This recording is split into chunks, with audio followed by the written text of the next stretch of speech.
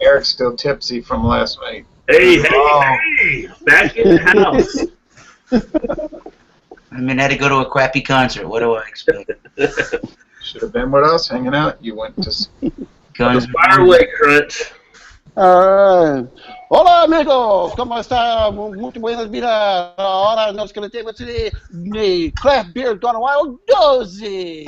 Okay, for those of you that didn't understand, I said welcome to another episode of Craft Beer Gone Wild number 12. This week we're going south of the border, and I am here, Crunch Crutchmer in Chicago, Illinois. And Rod J in Cincinnati, Northern Kentucky. I'm Louisiana Beer Reviews, Jay or Ronald. I got light shining on my face, but Shine on! Is that a song from church? Shine on or something? Yeah. It's been a while. Go ahead. Anybody else want to introduce themselves? Well, I'm Thomas Metal 75 from the Massachusetts Beer Review channel of YouTube here in southeastern Massachusetts. All right, and sitting in the sunny. Yeah, I'm Tanya, and I do beer reviews as Tanya, and I'm here in Northern California, east of San Francisco. Awesome, so welcome everybody. Wow. So Crunch picked a topic for tonight, so why don't you tell them about it, Crunch? Yeah, well, last week we went ahead and did the north of the border, and so we got a good taste of our friends up there in the north, eh? And so I decided, well, why not go ahead and hurry up and get to the south of the border before Trump decides to put up that big wall, and we're not going to be able to get any more. So decided to go south of the border. You know, if Trump puts up the wall, the question is who's going to build the wall. Yeah. Way too political right now. I just want to drink a beer with you.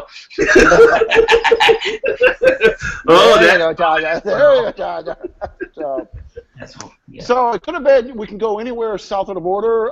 Most of us are the easiest ones to get were the ones from Mexico. But you can definitely get any other style through. We know that Thomas Middleton there, he got something a little different from that for all of us. All right, me and Tanya, we both had great minds thinking alike and stuff. So we went to Pacifico. Yeah. All right. Well, howdy, guys.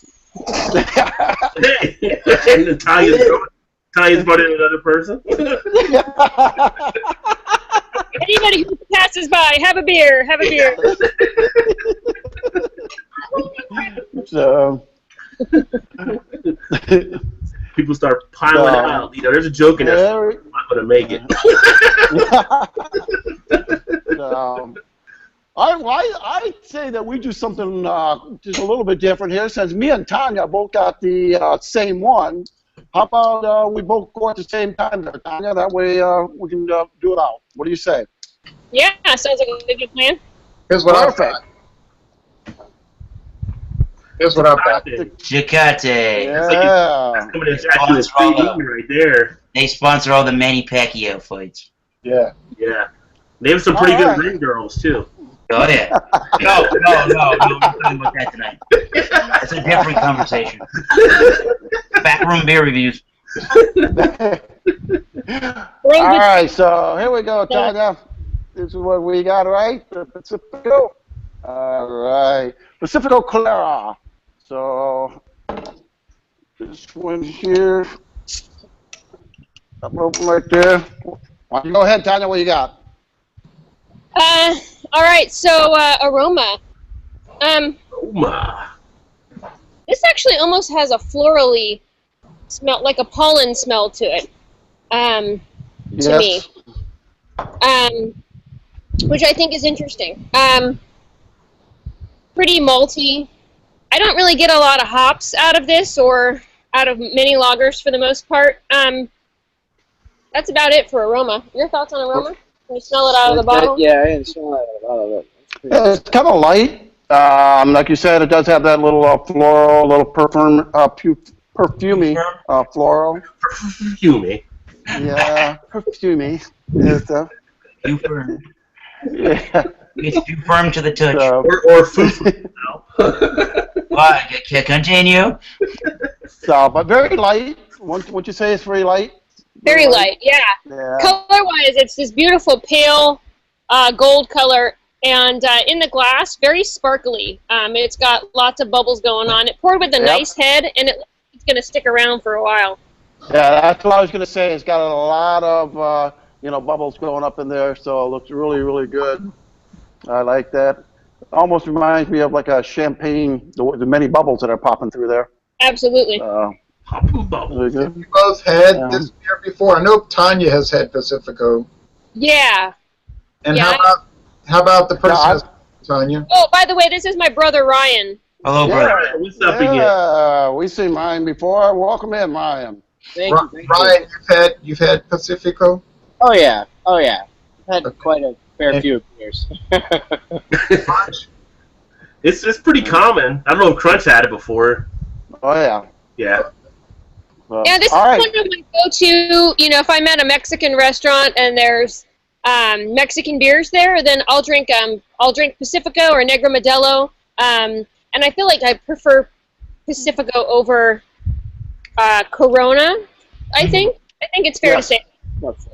Yeah, I think it has flavor. Anyway, let's jump in and taste.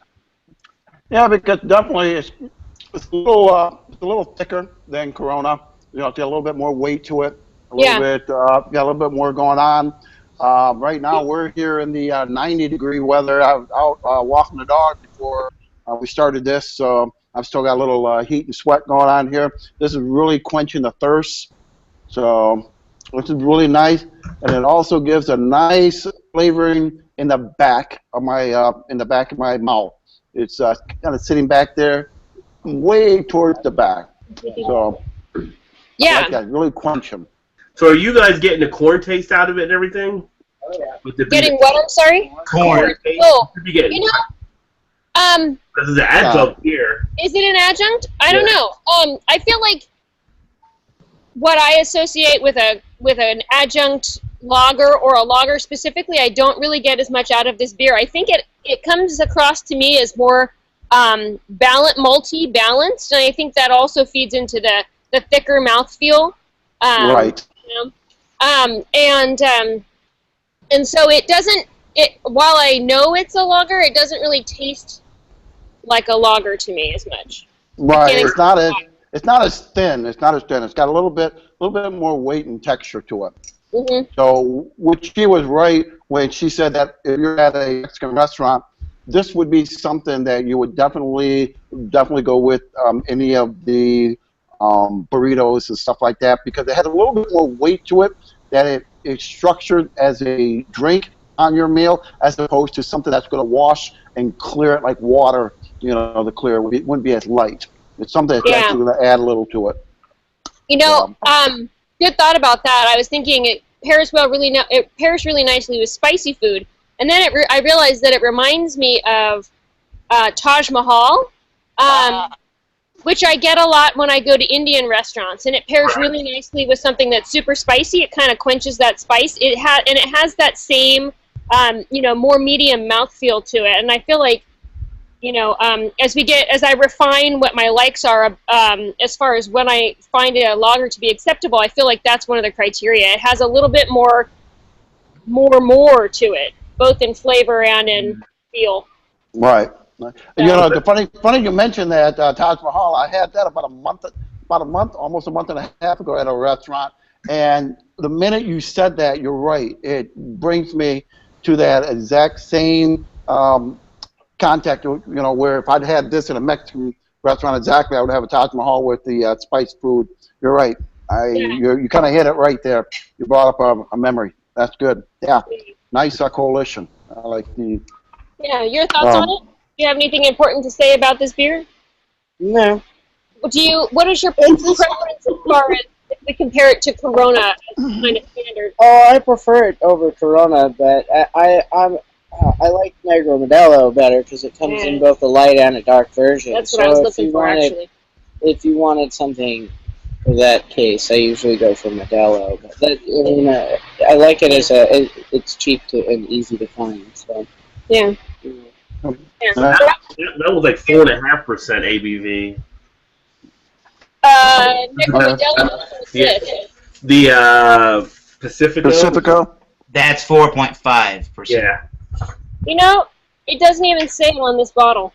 Does No, that I bottle, know it's 4.5 though. Yeah. while you're looking at Probably not. 4.4. I'm looking on the website right now.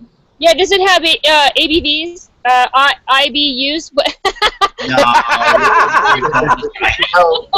no, No, but I'm looking on Crown Imports handles this beer in America. Although it's owned by Anheuser-Busch InBev, same people that make Budweiser, and about 1,000 other beers. But that now own Miller. So go on. well, by the end of the year, it'll be merged. Yeah. Yeah, that's been approved by the United States government. But now Miller said today and yesterday that they're going to have a shareholder meeting to decide if they actually want to accept the buyout. So I don't know if they're trying to push for more money or what's going on, but it's not quite in place. Okay, but anyway, 4.4% alcohol. It was Pacifico Clara, which, by the way, I really like. Was in 1900 in Mazatlan on the west coast of Mexico. It was bought out by Grupo Modelo in 1954. They first started exporting it to the USA in 1985, and it was purchased completely by Anheuser-Busch InBev in 2013. It is water, barley malt, hops, and yeast, but you know, and I'm not going to talk too much, but if you get... I don't know. I've seen some of your videos. I don't know. Go ahead. I know, they're fascinating. I agree with that, but if you get a well-made adjunct lager like this one, the one you're drinking, you don't really pick up a lot of corn. If any, you're just picking up a good, solid lager beer flavor. If you start picking up corn and rice, there's some flaw in the brewing process, and I read about that on the Beer Academy. That is like an online book you can read from Moosehead Lager, and they say that it shouldn't be demonstrating those or presenting those things. So I thought that was very interesting. I know when I haven't had it for a couple years, probably 3 years, I think. The last time I used it on Untapped, I actually did pick up some of that. I picked up that same thing with it being a lager, so I kind of did pick up the adjuncts out of it. And I had it off draft when I had it. Oh, yes. Restaurants. But it tasted like a Mexican beer to me, but I'm not a huge lager person. So for me, it was kind of like that average Mexican beer, like, you know, versus a Corona or anything like that. Dos Equis is the only one that really pops up a little bit more. I usually give them a little bit more of a nod, but I think when I had this would be a 2.5 type beer. this would be a step up. Yeah, I feel this is a step up above a Corona. Yeah. You know, the Modelos and stuff. You know, it's probably just a tad under it and stuff. You know, so you know, like I said, it's good to go with food. It's good for the heat and stuff we have right now. Would I drink it later on at night when it's nice and cool and stuff? No, I would go something a little bit more heavier, a little bit more thicker. But for right now, you know, at this time, which is 7 o'clock my time, you know, nice and warm. The sun's just kind of going down. It's good. But here in about another hour or two, I would go a little heavier, you know, Modelo Negro, things like that. Yeah, the Negro Modelo is 5.4%, so you're going to get a little more elevated alcohol and richer flavor, yes. Right, and that's what I would go for later. So right now, I'm going to go with this right here. I'm going to give this right here a 3.75. I like it. Like I said, it's really good food pairing. I think it's really good for what it is. Definitely not going to be ashamed to serve it to my friends. And I'm definitely going to enjoy this one. And I actually have about 5 more to go. So. Yeah, and a 75 out of 100 is a whole lot higher than what you're going to see on rate beer, probably, Yeah. huh, Eric? Yeah, you're probably going to see in the 50s to low 60s for this beer. Yeah. Yep. I know on tap is about 3 out of 5. And the lager hater, Tom? Oh, it's probably lower than a 50. Rate beer, some people get so mad with them, they call them hate beer. Oh, well, it gets a 55 from the Bros and a 63 out of 515 beer. Yeah, but see, the thing is, and I think, Ron, you talked about this last time, I think they're comparing it to, like a craft beer type. They're comparing it to a general thing when you should actually compare this for what it really is, and for, the lager beer, South America and things like that, and compare it for that in itself. And for me and myself, for drinking compatibility, for food pairing, for, the weather and the temperature and everything right now, that's what I give it. Talk to me in the wintertime, at 9 o'clock at night. Oh, I'm right there. I mean, sometimes I was it's a state of mind thing. right. So, what about you, Tanya? What do you got? I agree with the 3.75. I feel like I reserve a 4 rating for beers that I would buy regularly on my own. This one I would buy specifically because I'm having, a South American themed event that requires a beer to go with it. And I would probably pick Negra Modelo over this. Right. But if this was there, at a party and stuff, you wouldn't hesitate to pick it up and drink it. Oh yeah, right? I drink it. Yeah. No. Yep. All right. Yeah. Me, actually, it's one of those that you can get all the time. If you're going in a group, it's easier to have something that everyone can drink and not anyone's really going to complain about too much. So Right. Hey, Ryan, Yeah. if you're gonna rate on this show, you got to show yourself in because this anonymous stuff we leave to Yelp. All right, come on in. You got to slide over a little bit. So we can see. Oh, you can't see him? Oh, you can't see me. Invisible. Hey there. I didn't. In our preview, it shows him. I didn't realize it was cutting him off. An eye exam. I don't know. This one guy. There's this guy here. I can see him. Well, all right. So who wants to go up next? I'll go. All right. Let me go get the beer. All right. It won't take long. Want to go to Eric? Then Eric's got his out already. All right, I got mine. Let's go. I'm going extremely south of the border today. I have a beer that is brewed in Port-au-Prince, Haiti. It is called Prestige, and this thing goes to our country by plane, so we don't need to wait for no wall to be put up to get this beer. All right. So this one is actually 5.6% alcohol by volume. And I bet you in America we would put this in a 40 ounce and call it malt liquor with that amount of alcohol. What is the ABV again? 5.6. Ah. And they launched the beer in 1976. And according to the World Beer Cup in the year 2000, they won gold for the American style lager. And they won gold in 2012 for the American-style cream ale or lager. So it was okay on the international, judging circuits. And by the way, their brewery is the Brasserie Nationale de Haiti.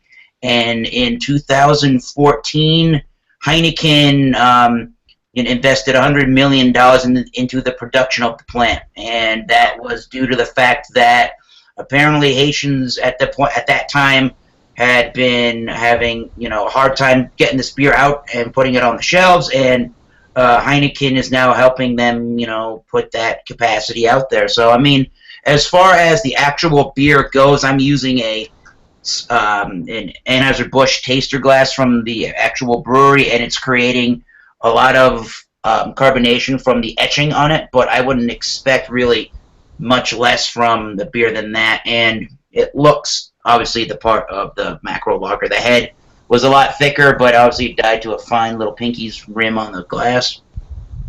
It definitely has a lot bigger of a barley malt type of a smell to it than some of your other adjunct lagers, probably like Corona and like all that stuff in the United States. I can tell that there is a little bit of a corniness, but I think it smells appropriate for the style that it is, and it just has those light, crisp, kind of adjunct lager sweet notes. So the taste is definitely a lot more barley malt oriented than you would think for the style, which is kind of why I think it gets a gold, because it definitely tastes far and beyond a lot of your other Central American, South American, and south of border beers in Mexico. It definitely has that nice barley malt taste. It has even a little bit of a hop zing at the end of it, at the end of the sip, to round out the flavors. It has a little bit of a mustiness, has a little bit of that typical grainy flavor you're going to get out of an adjunct or American-style lager. But other than that, I think this is one of the better examples, just due to the fact that it is done in the American adjunct sort of a style. It does have a corn type of a taste to it. It's not huge at all, and it does have a really good, rich barley malt kind of a taste. And that's the primary taste I get, is barley malt followed by grains and the adjunct. So overall, I'm liking it pretty good. I would give it a high, probably, I guess I would give it a 3.5 out of 5. I'll give it a high C+. It's pretty nice for what it is. Cool. Okay. Good. Notice that on the bottles they have the gold medals on the label. Yeah, they do have the two of them right down there. And Heineken owns that brand. They own the brewery.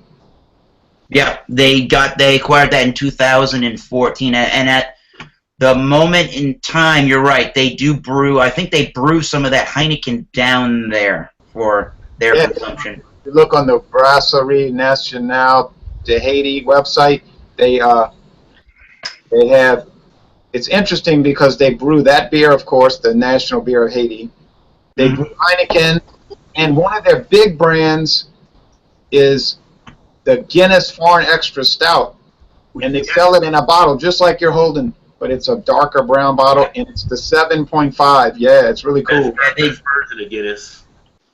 They do the 12-ounce bottle, this 12-ounce stubby bottle, a 12-ounce can, and what probably looks like a pint, a little more than a pint-sized can or bottle of this beer. So they've been doing this a while, since 1976.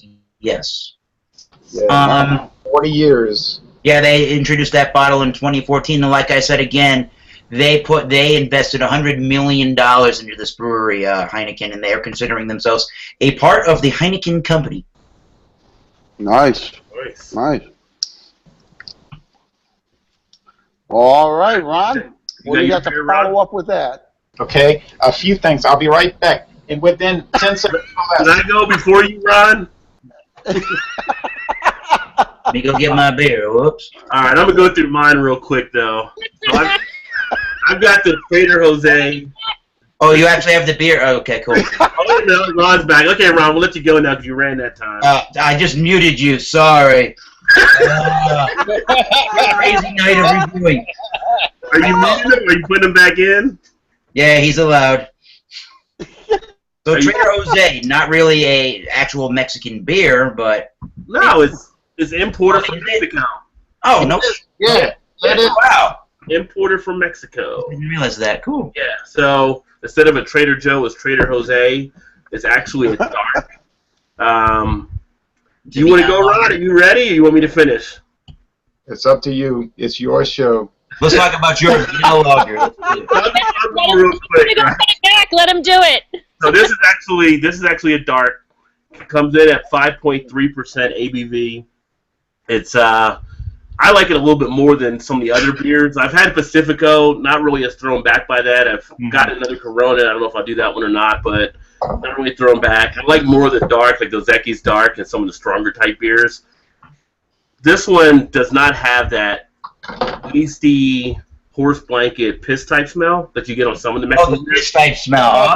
For lack of better words. It has a nice aroma to it that goes out and very nice. And it has more of a sturdiness on the texture. It's not as watered down as some of the other Mexican beers. which is probably one of my knocks on some of the other ones. They have that watery type feel. Yeah, not to cut you off there, but my real issue when trying to look at south of the border beers is to try to find one that's not just a fizzy yellow beer or a Vienna lager. Right.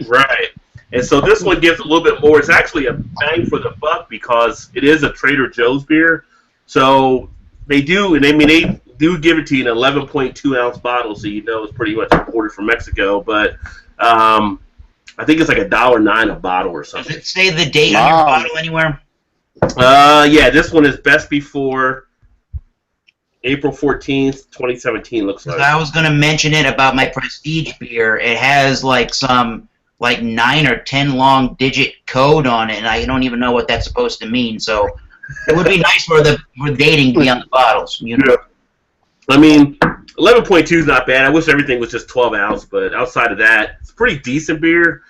I don't usually choose a lot of Mexican beers because, again, it's that whole, I'm not a huge lager fan, the whole yeastiness of it and the whole taste of it, I'm not a huge fan. But when I do choose them, I do choose more dark beers.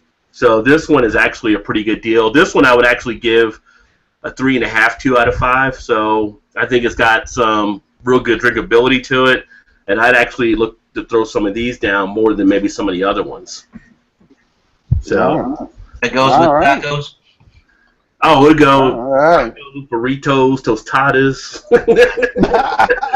chalupas, yeah, Crab Supremes, really famous Mexican food right there. Not Toledos. Toledos are not real Mexican food. No, That's right. not a taquito. All right, Ron, you ran twice. All right. Good, dog. Well, Ron, we're sorry, but we're out of time right now. Come back next week. No, we're ready for you. We're ready for you, Ron J. Whatever. It's called the Trader Jose dark brew. What were you gonna say, Ron? It's brewed at Cerveceria Mexicana, which is Grupo Modelo. Now they're saying it's 5.3. Hey, wait a minute. Is that Negro Modelo put in a different label?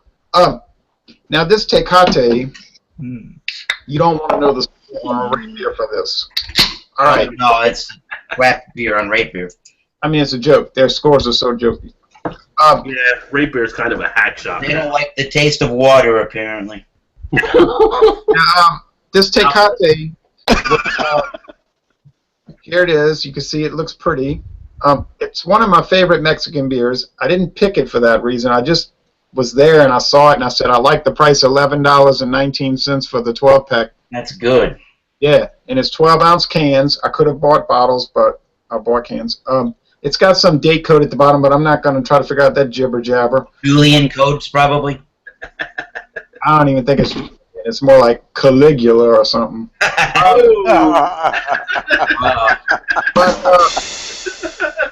I'll figure it out.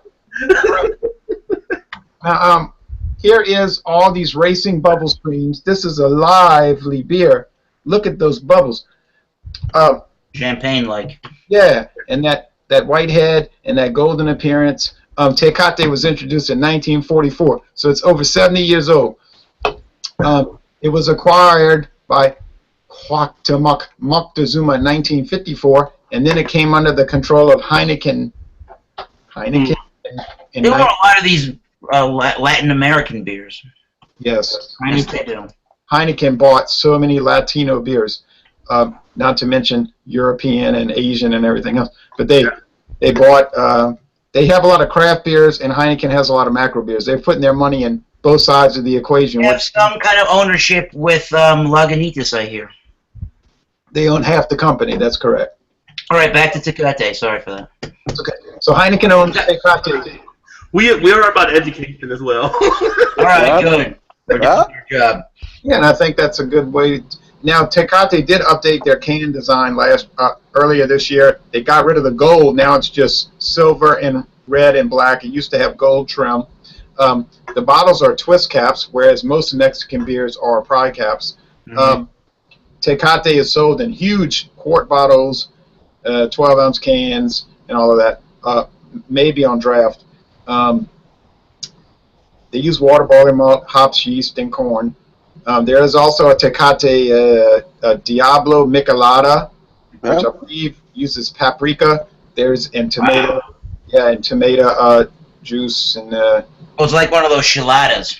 yeah, Yes. it's called a Tecate Michelada Diablo. And then they have the Tecate Light, which is very popular now, and the Tecate, which I'm drinking in a few years ago, but you can only get it in Mexico, is a beer called Tecate Titanium, which is the malt liquor, 5.5%. Wow. Hey, Going back to question, Ron. Did you say Tecate made the beer that I did as well? what? The Trader Jose? No, I said it looks like Modelo Oh, there. contract brews the Trader Jose for that store. I was going to say, because I see on the bottle it says SDRLDCV Tecate. And I didn't know if that was... Oh, wait a minute. Okay. I'll tell you right now what the answer is. Uh-oh. Uh-oh. That's why I go to Ron. Ron knows shit. That's a good guy for information. It is. Tecate, okay, I'll tell you, Tecate used to own the brewery in Tecate. That's why they call the beer Tecate, because I went to that town too, by the way, 10 years ago. It's right south of the U.S. border. I mean, right south. And it's in Baja California del Norte. Yep. What happened was when Heineken took control of Tecate, they didn't really want that brewery, so they sold it. And now it's owned by another company that does a lot of craft beers. They do a whole line of craft beers, the Day of the Dead beers you may have seen. Nice. And they do some other mainline Mexican beers, and then they do contract brewing. So I think what Rapier was showing about this Modelo, I don't think that's correct. If it's coming from Tecate, that's that independent company that bought the brewery. There you have it, Rod J. Now, back to this beer. I'll try to go fast. It smells nice. You know, this is why I love to drink Tecate. It's got, you know, it's not the most aromatic thing. It's standard. It's got a standard nose, but it has a little barley malt character. A little. Focus on the word little. Yep. The flavor, Kind of like Prestige. yeah, the flavor's barley and just indistinguishable grains. So it's very round. The beer is round. It's sort of like a wall of sound. Mm-hmm. You can't pick out each instrument. You just taste a generalized lager. It has a little hop note to balance it out, but it really, all the flavors work in concert to present just a good Mexican lager. Tecate is usually priced at more of the budget level. I guess it appeals more to the working class Mexicans. Sort of similar in price point, I noticed, too, like a Miller High Life. Right. Champagne of beers.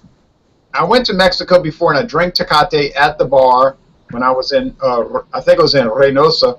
And it's just got such a good flavor. And, you know, it is a good price. And it would go so well with probably some grilled shrimp, Yeah. and some shredded lettuce, maybe some guacamole, and some corn chips and salsa, probably green, maybe salsa verde, you know, the green salsa. Some tostadas with the refried beans, and probably some ground meat. Unfortunately, Tecate has never won a World Beer Cup medal. Don't know why. Yeah, it may not have ever been entered in the contest. Man, yeah, because they go back as far as 1996, saying that Dos Equis Ambar got a silver, so that's as far back as they go with the Mexican beers that won a festival medal. So, Hey guys, yeah, we have to duck out. We have to go play games and drink other beers. Sounds fun. Yeah, so we're gonna politely excuse ourselves. But thank you, and I look forward to hearing about the rest of them. I'll watch the rest of this video later. have a good night. Well, have fun. Bye. Guys. All right, take care. See ya. Thank you. Bye. See you later, Ryan. I want to play a game. Okay, bye. To wrap this up, Play a game? to wrap this up, I do like, and I think it would, like I was saying, it would pair so well with all these different Mexican dishes. I think you'd want to put a lot of grilled onions also. Oh. So it's probably good fajita beer then. Yeah, right. That's Not certainly. using the peppers. Yeah, maybe even a chili relleno. Um, Ooh, but, nice. how would I rate it? I'm gonna give it a pretty good score. Give it a bad score. No. Oh, let me give you some thinking music. Yeah, I would say like kind of like around where you were putting the other beer, the Pacifico. I'll say probably around 3.75. And I noticed I checked my score. My Pacifico score was 3.9. Really? Oh, My Pacifico score is 2.5. Wow. You don't like Trader Jose? That Don't. was back in 2013. Maybe I need to retry it. Yeah. So I think this beer is bordering on excellent. If it was a letter grade, it'd probably be around the A minus.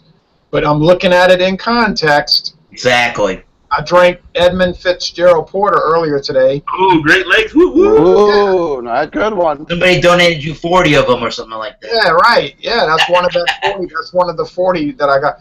That is great, but it's a different product. I would rather drink this with the Mexican foods I described than that Edmund Fitzgerald Porter. But hey, if it's November 27th and I'm sitting over here and it's 48 degrees outside and it's damp and it's kind of uncomfortable breeze, yeah, I think the Edmund Fitzgerald Porter would be much better. 48 degrees on November sounds nice in I Massachusetts. could drink a porter. I could drink a porter anytime and enjoy it. But this is something I wasn't used to, so my glass, I actually got lacing off that Mexican beer. Usually, I don't get lacing off the one. Mine's gone. Yeah, that's cool. That's not, and that's a Trader Jose. That's a good deal right there. Lacing Load up on those. It's usually Rod J that's getting laced there at the end of the bottle. No, that's called Blitz. Ah. So was your overall score 3.75 then, or? Yeah, something around there, maybe 3.5 and 3. I don't remember what I scored it, but I like it. I don't adore it. Like, I think when I do video reviews, sometimes people don't take what I'm saying correctly. Like, if I say I really like something and I'm very pleased with it and I'm enjoying it, they'll take it as though I'm adoring it and I'm like saying, "Oh, it's the most wonderful thing." And I'm not really saying that. I'm just saying it's well made and I like it. And people, it's hard to review beer. I think I have a hard time doing it. If you watch my video, you'll notice I struggle a lot. I don't feel comfortable. Sometimes I think you take it a little more personal. Sometimes, as far as people are going to have different palates, so you can't let that affect you with your decision. Exactly. I was going to say that people in general that watch some of these beer reviews take their beer drinking too seriously. Yeah, definitely. You can't take a chill pill and just enjoy a beer with us. Oh, I gave it. Cheers, mofos! I'm drinking a Have whole a seat, deal shut with the it. hell up, and just enjoy a beer. I like that. When I reviewed this 5 years ago, June 4th, 2011, I gave it a 3.5 out of 5. Pretty close to the same rating.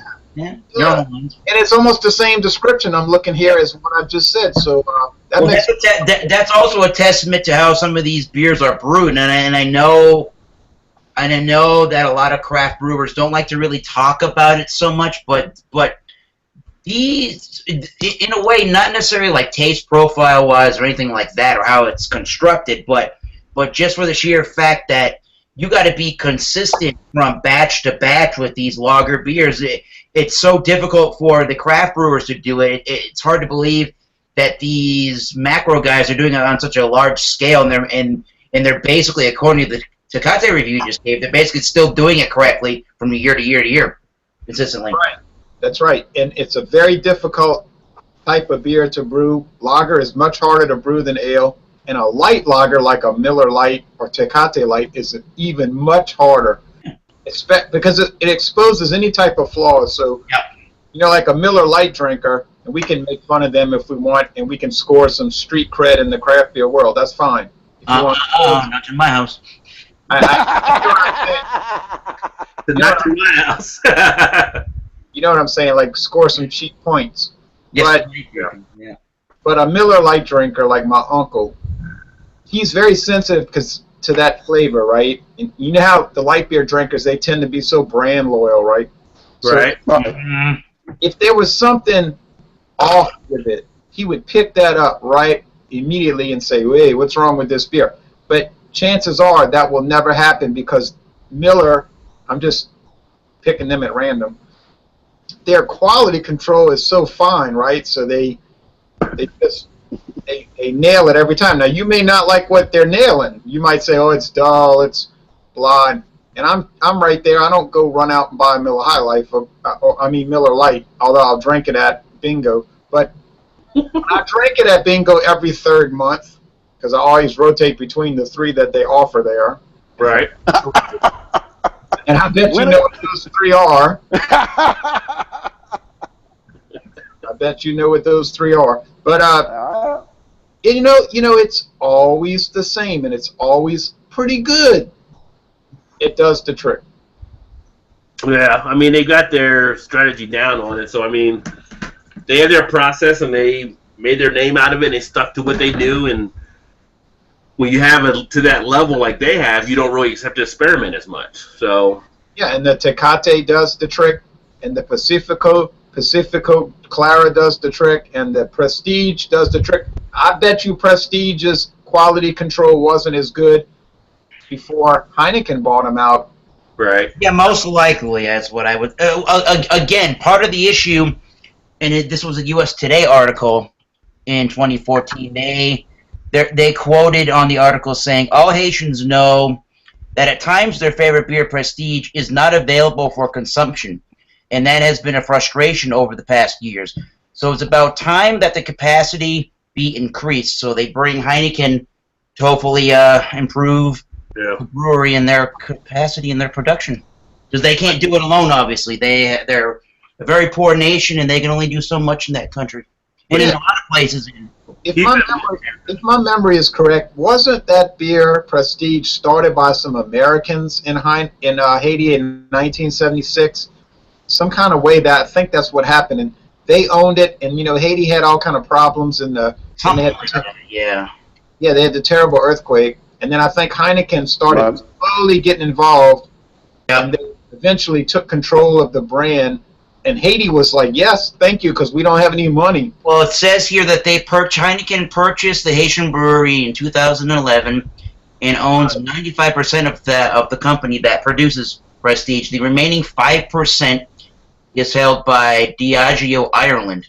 That's why they do the Guinness. Okay. Yeah.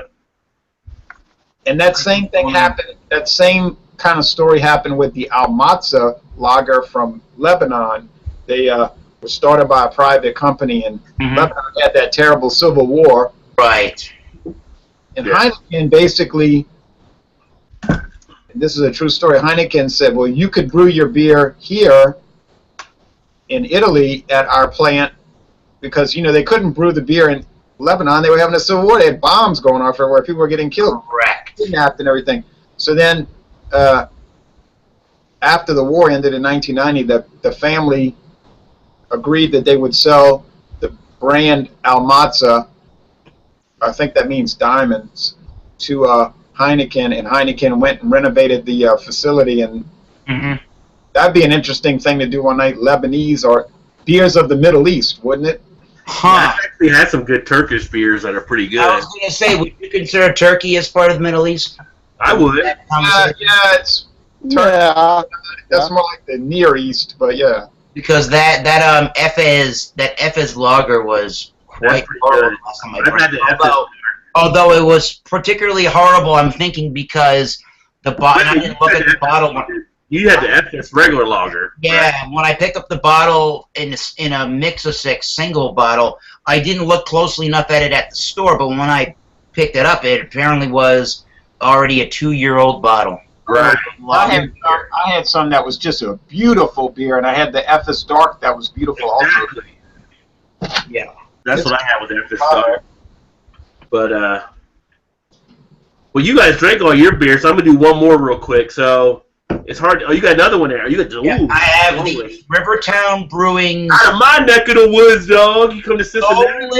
Soulless Scarlet Sour Ale Flanders style. Never had Cincinnati, where I'm at. I know I've heard one of the reasonings that I picked it up was They have started to come into the New England market, number one. And number two, I've seen it enough on the Better Beer Authority talking about this company, so I said, why the heck not? Yeah. So I'm going to go ahead and do this one real quick. So if we're going to do south of the border, it's kind of hard not to do Corona, right? So Right.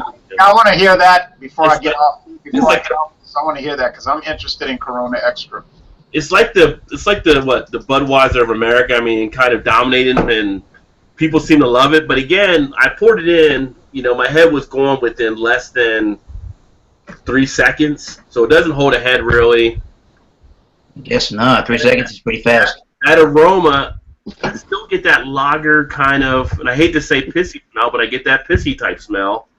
He likes it.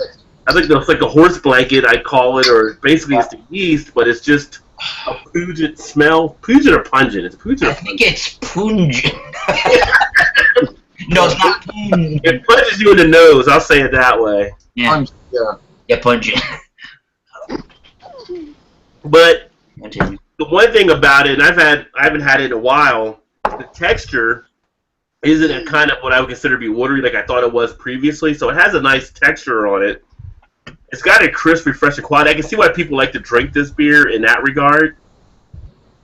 But for me, with some of the other ones that are out there, it just doesn't do enough for me as a kind of that type lager.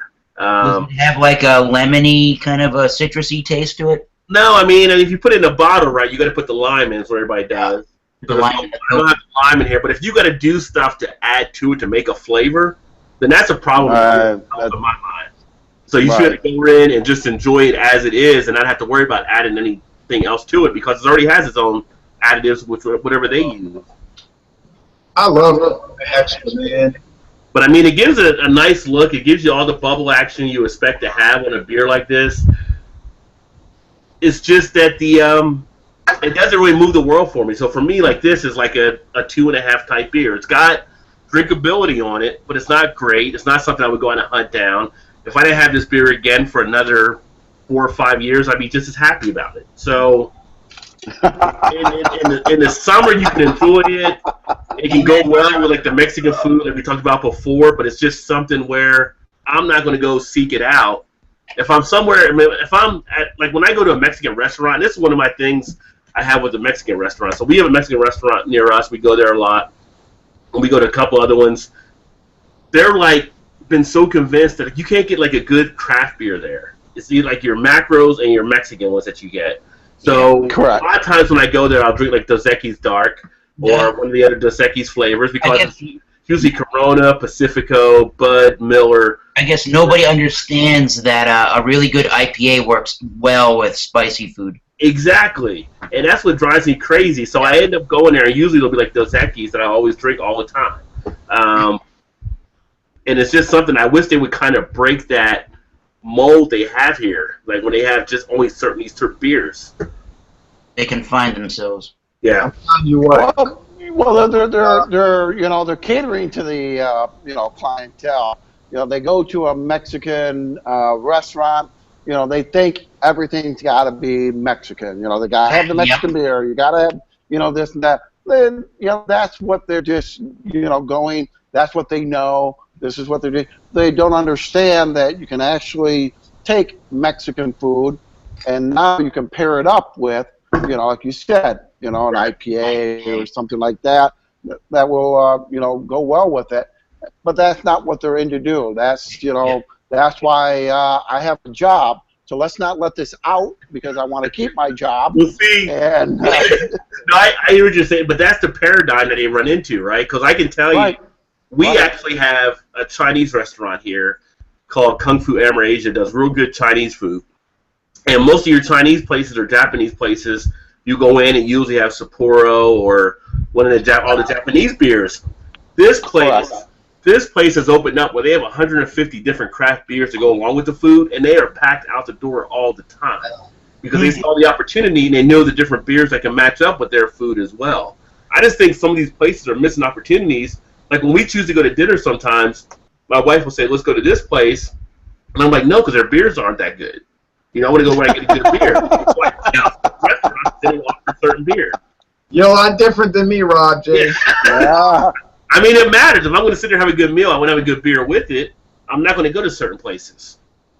And I know other people that are like that too. That's why you look on like things like beer menus or some of these apps to see what they might be serving there. Well, I want to go here, check out some food, and check out some of these beers.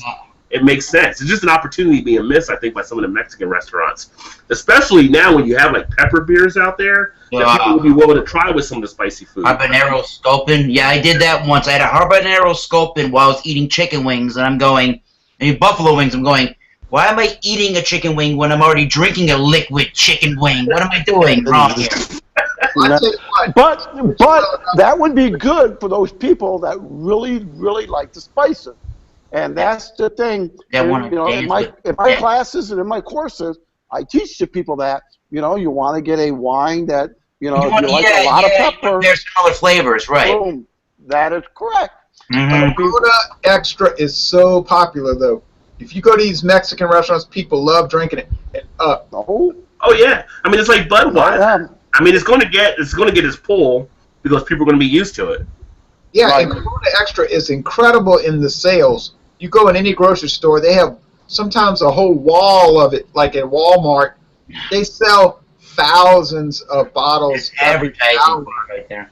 Well, that's because free, but it can't just be advertising. There are not millions of people every hour drinking Corona Extra saying, "Oh, this stuff's terrible." No, but Ron, what it is that they don't understand, the things like these shows and what we do. If every day they have vanilla ice cream, vanilla ice cream, vanilla ice cream, exactly. You ask them, what is your favorite ice cream? They're going to say vanilla ice cream. Why? Because they never had fucking Rocky Road. They never had Superman. They never had Moose Track. Thank you. Alcohol's kicking in. I don't think that the Corona drinker would really like or appreciate or even go near what I'm drinking right now. Well, here's the thing. Like, I've had people where we do different stuff at my company for happy hour, and people that would drink just Miller Lite or they'll drink something else. They'll say, well, you know about beers. What beer would I else like outside of this? And I can always find them a different craft beer they never had before, and they're like, that's like me. This is pretty good. Oh, my God. Yeah. I've never had anything like this. You're a god. You're a god, right? Yeah. There are so many people like my father, right? Like, I could take him to, I have done this. We went to this exotic ice cream store in Chicago. They have like 55 flavors. And I'm like, oh, I want to get this. And I'm like looking for the most unusual flavor. Yeah. Like, Overweiss? I can't remember. It was somewhere in the Loop, I think, or something like this. Yeah, Overweiss. Yeah, Overweiss. It was great. And I said, what do you want? He says, I'm going to get vanilla. I'm like, what are you talking about? Exactly. When in Rome, eat vanilla ice cream. Yeah, he's like, why the hell would I want to get all that stuff when I can get vanilla? So you have Corona people like my father. They're like, yeah, all that flim-flam stuff is good. But I just drink. I'm sorry, can't continue. Look, I am not advocating that type of thinking, okay? I'm saying what they're thinking. Yeah. They're saying, why would I want to drink all that when I could drink Corona Extra? It's the greatest thing. Yeah. It's the greatest thing in the world. There's this guy that I work with. He's a nut, but he has no taste. But I'm trying to think of something positive to say about him. Well, he's a nut, so watch the show. But people are stuck in set in their ways, and they don't know. He can kind of make you laugh every now and then when he's not making you want to fight with him. But, we all know that one guy, don't we? Right. Usually at work you want to get in a knife fight with him. But occasionally you got to admit, he'll say funny things. Yeah. But he loves Corona Extra. Like, to him, it is like the greatest beer in the world. Is it? If you said something like Eric, if you told him, well, I have this really exotic sour beer, it's a red Flemish sour ale, it's really awesome, he would say the most inappropriate comment about it. Yeah. He would get all angry, and he'd say, he just wouldn't care. But to him, Corona Extra is like the ultimate. And I look at him and I roll my eyes like, are you serious? But he just thinks it's the greatest beer. And he's like a big old kind of scary looking guy. And yeah, that's what I would say to. That's what I would say to him. Yeah. Not I can piss the bottle and give it to you too. I mean, not like to respond. Especially coming from Boston, using the word "guy" at the end. Guy. You would not appreciate his response. I find out. Might realize what happens when you say something like that to an ex-convict. Well, listen. Those kind of beers are very, very, very accessible to a wide audience of drinkers because it doesn't have a lot of complexity. Doesn't have overly. Well, it's also cheap. It's economical. Yeah, and the price. So it's the pocketbook for a lot of people. Yeah. Yeah, but Tecate's cheaper and it's got more flavor than Corona Extra. I would agree with that. Yeah. But I am not sitting here saying, oh, everybody should drink Corona Extra. I'm not what do you say? I'm not an advocate for it. Yeah. I'm just like talking about, I think, how the consumer looks at it. They're looking at it as, oh, that's a cool beer. Cool people drink Corona Extra. All the fine-looking women in bikinis drink it. All right. All the cool people at the beach drink Corona Extra. The little weirdo nerd freaks drink all the sour and the craft beer. Thank you for joining the Masters Beer Review channel. Listen, so let me just interject. That's their attitude. We all craft beer drinkers, little weird dudes. Yeah. We don't want to ruin our audience. Wasn't there a beer review channel somewhere that says not quite an amateur, not quite a connoisseur? Right. Yeah. He unfriended me. But their attitude is, I drink Corona Extra because I'm cool. Go read your comic books and drink your craft beer and play Dungeons and Dragons. And go to a Guns N' Roses concert. Okay. The views expressed on this show are not necessarily. They might reflect Crunch, but not Roger.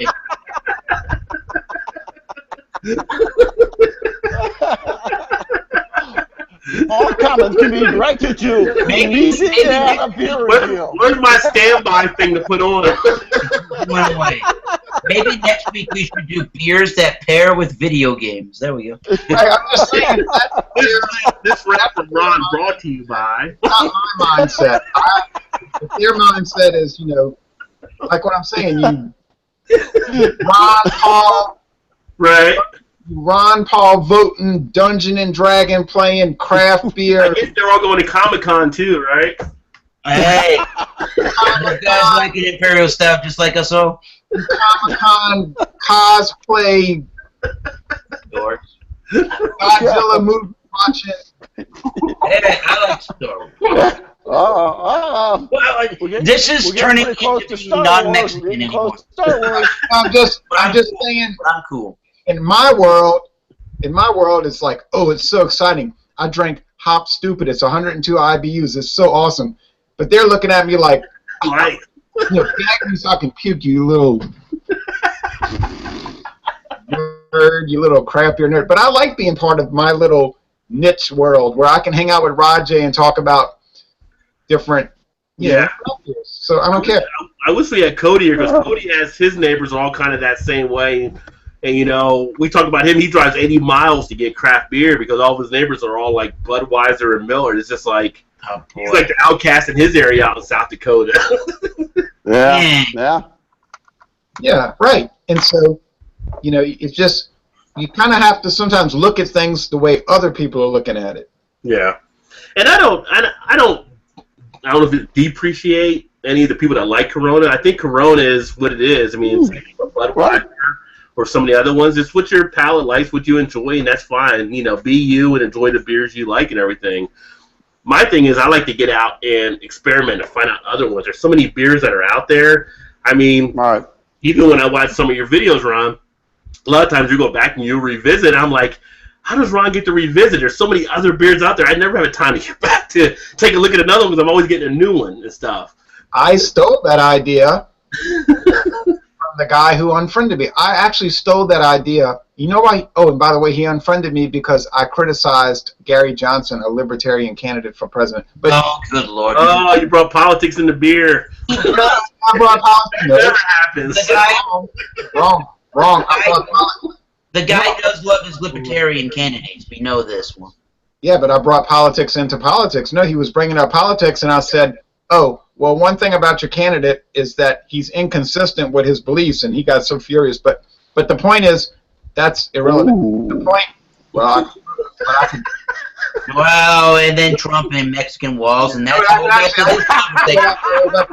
but I actually could back up what I could actually verify what I was saying. He just didn't want to hear it. But the point I'm making that is beer related is I did steal the idea for doing revisits from him. Right. And he had a great idea because his name is Chad, and he gave up beer reviews, so there's no use trying to hide. All right, hi, Chad. When I would watch his videos, he would say, I'm going to do a revisit. And I said, that's a great idea. You go back later and you do it again. And so, I don't care about all that personal stuff like, oh, Chad unfriended me and he told me I must be on my period, go get a tampon and all that. I don't care. Yeah, what the hell? No dude should tell it to another dude. He actually did tell me that. But did not see that one coming at all. Is Tanya still on here? No. Roger, you better continue that. I know it's inappropriate, but He proven it happened with me. We haven't said anything inappropriate tonight. Not at all. So I gotta know. Does this mean that you would recommend Mexican beers? No. So what? No. Well, what I'm saying is he said all that. Chris is laughing. Ron's like trying to tell the story still. Go ahead, Ron. What I'm trying to say is I didn't get upset. I didn't take it. I don't worry about all that personal stuff. It's like, okay. Yeah. My whole point was, he was kind of like touchy about stuff, and he would say ugly things to me. But his beer reviews, I thought, were good, and they were solid. Good, or they were. They were. I thought they were solid. I thought he does know what he's talking about. And his idea about doing revisits, his idea to do revisits was a good idea. So, yeah. Whether he didn't want to be my friend or whatever, that's irrelevant to the fact that he did know what he was talking about. And yeah. So you and I and Eric and Crunch and Roger, we might argue about other things and get aggravated, but I think if we just kind of like focus on the main thing, like here's the beer, we're looking at it, how does it taste? It doesn't have to be that serious. I'm not personally touchy about that. Wow. Dog is. Hey, he's on the right. But Roger, I understand some people are personal about. I mean, they're touchy about stuff like they. I've seen people go through wars on their YouTube channels with other people. It's like, dude, it's not that serious. They get offended about stuff. Yeah. And but I'm not like that. But it's hard for me because I won't get mad and I'll say stuff and other people get so enraged, But anyway, that's it. All right. Well, that was kind of a quick stop. That's it. That was thoughts and opinions on Mexican lager beers. My opinion is I do like them. I don't adore them, but I do drink them from time to time. I've never had a problem with them. I liked Mexican beer. I didn't even realize I was supposed to. Go ahead. Yeah, exactly. And I'm good with that. Prefer Mexican lager to Vienna lager? No. There's some Pacifico on the top, and there's some other beers on the bottom. Here's one more thing. Then I'm going to get off I'm going to get off the show. But here's one more. Amen, brother. Not permanently, and tell me all I think. Hey, we got it all worked out. It's your time. Don't worry, we're having a good time. Yeah. Oh man, I thought it would be permanent. No, but Continue. The last point. There's too much laughing on this channel. People are having too much fun. I don't like that. Wait. beer is not about having fun. Nope. Actually, I heard somebody make that comment once, which seemed very strange to me. But and then he unfriended you. Oh, come on. and blocked me.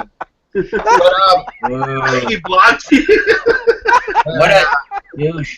I'm sorry. but do you know that almost every brand of Mexican beer was started by German immigrants? This is a fact. This is a fact. No. Yeah, that makes a lot of sense to me, yes. Yeah, almost every beer, every Mexican beer brand was started by German immigrants to Mexico. So that's why when you drink Mexican beer, they taste suspiciously German. Ugh. Weren't the Mayans making beer? So you think it was a German immigrant? I thought Mayans had made beer too. No, but not no. Oh, But it was nothing like. As No. Crunch represents. God bless you, Crunch. Nothing like we're drinking tonight. You know, that's They made like Yeah, I mean, how chocolate people beers. used to modern, make yeah, people the used to modern, make Big Mouth, and that's different than Bigfoot. Yeah. But they're both beer. yeah, the modern Mexican beers that started with Theo Brahma. no, in 1865. That was the what's the oldest one? Victoria. Yes. The modern Mexican beers were started by German immigrants, and in fact, Victoria was started by an Austrian immigrant to Mexico in 1865. So it's just like the American ones. These Germans, they are the masters of beer making, right? So you have to really when you give homage to Mexican beers, you give an homage to German beer culture, really. But beers were around before Germany was created too. You can go back to the pyramids and they were drinking Right, beer. yeah, I'm talking about these mass-produced lager beers. Making it like a science and everything. And Yeah, the Germans the Germans are the ones that turned it into this mass-produced industry. You know what I mean? How the Germans have that like talent to take everything and make it an industry. You know, so they just like they did with our cars, with Mercedes. here's this. Listen to this, Ron.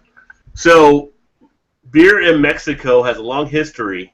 While Mesoamerican cultures knew of fermented alcoholic beverages, including corn beer, long before the Spanish conquest, European-style beer brewed with barley was introduced with the Spanish soon after Herman Cortez's arrival. there you go. So that kind of hit the German thing.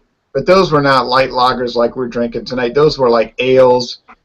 You know what I mean? Like the stuff we're drinking, that was really developed in 1842 when they invented Pilsner beer in what we today call the Czech Republic. And I know you're a big war. I know you're a big war buff too, right, Ron? You like a lot of history. You like a lot of history. I'm an anti-war, but I like to study. You like the history to study. So it says after the Mexican War of Independence, these restrictions disappeared and the industry was permitted to develop furthermore, and that's when the arrival of German immigrants and the short-lived empire of Austrian Maximilian in the 19th century provided the impetus for the opening of many breweries in various parts of the country. Well, there you go. There you go. All right, there you go. See, so you just don't get beer reviews and a lot of bullshit. I told you we're about education. Information. We're about educating the masses on here. That's right. And Crunch will say the F word on air. Oh, whoa. We can do our own drunk history show. I never say anything inappropriate on air. Hey, well, let's wrap this up, shall we? yeah. Hey, look, I'm gonna get off. I know y'all gonna do a second beer because y'all just go on and on to. I thought he wanted a second beer, so I think Crunch is going to wrap it. Okay, I'm sorry. I'll shut up. It's good for protection. Wrap it. Can you say wrap it? No. Safety first, Crunch. Protect yourself. Right. Right. You gotta wrap. I'm sorry. This is on James. Wanting to stay around. All right. Eric's gonna wrap it while You better wrap it before you rack it.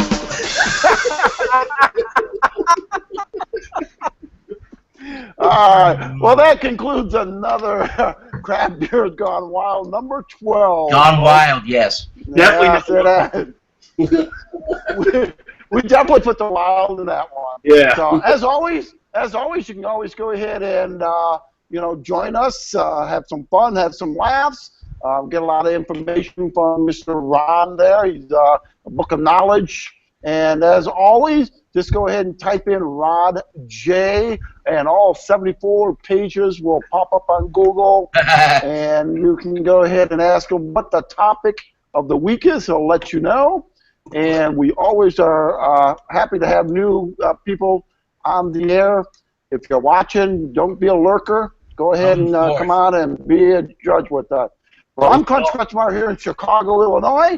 And Rod J out of Cincinnati, Northern Kentucky. Check below. RodJBeerVentures.com on your screen coming at you. And we have that awkward pause because someone else supposed to jump in. Come on. Yeah. I'm Louisiana Beer Reviews, and that's Thomas Smell 75. From Southern Massachusetts. Right. All right. There we have it, and just keep drinking good craft beers. And if you stayed this long, congratulations. Yes, Cheers. Rod J. I mean, Crunch, you